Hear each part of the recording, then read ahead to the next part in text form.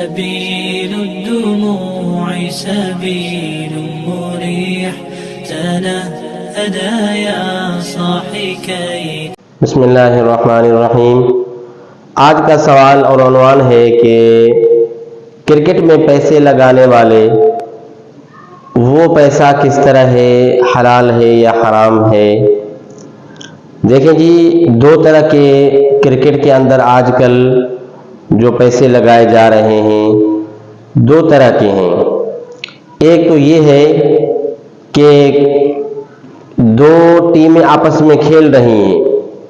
اب یہاں بیٹھے بیٹھے لوگ دیکھنے والے کہتے ہیں کہ بھائی اگر انڈیا جیت گیا تو اتنے پیسے، پاکستان جیت گیا تو اتنے پیسے، تو یہ تو جوا کے اندر چلا جاتا ہے، ناجائز ہے اور حرام ہے۔ لیکن ایک دوسرا کھیل کا طریقہ بھی ہوتا ہے، اور وہ یہ ہے کہ جو آپس میں ٹیمیں کھیلنے والی ہوتی ہیں، چھوٹی چھوٹی ٹیمیں، گاؤں میں، گوٹھوں میں، بستیوں میں، محلوں میں آپس میں لڑکے کھیلتے ہیں، اس کے اندر پھر پیسے لگاتے ہیں۔ کبھی پھر دونوں ٹیموں کی طرف سے پیسے ہوتے ہیں، 500 ادھر سے آئے، 500 ادھر آئے۔ اب 1000 روپے میں سامان لے کر کے پھر وہ ہارنے والی یا جیتنے والی، اس میں کیا ہوگا کہ جو بھی جیتے گا یہ 1000 روپے وہ لے لے گا۔ اب اس نے بھی 500 لگائے، اس نے بھی 500 روپے لگائے، لیکن لے گا کون؟ جو جیتنے والی ٹیم ہوگی۔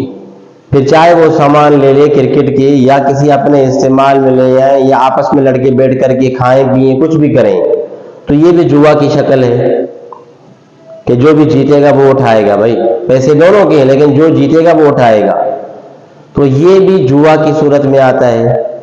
ایک تیسری شکل یہ بھی اس کے اندر ہوتی ہے، ایک تیسری صورت کہ ہارنے والی ٹیم اتنے پیسے جیتنے والی ٹیم کو ادا کرے گی۔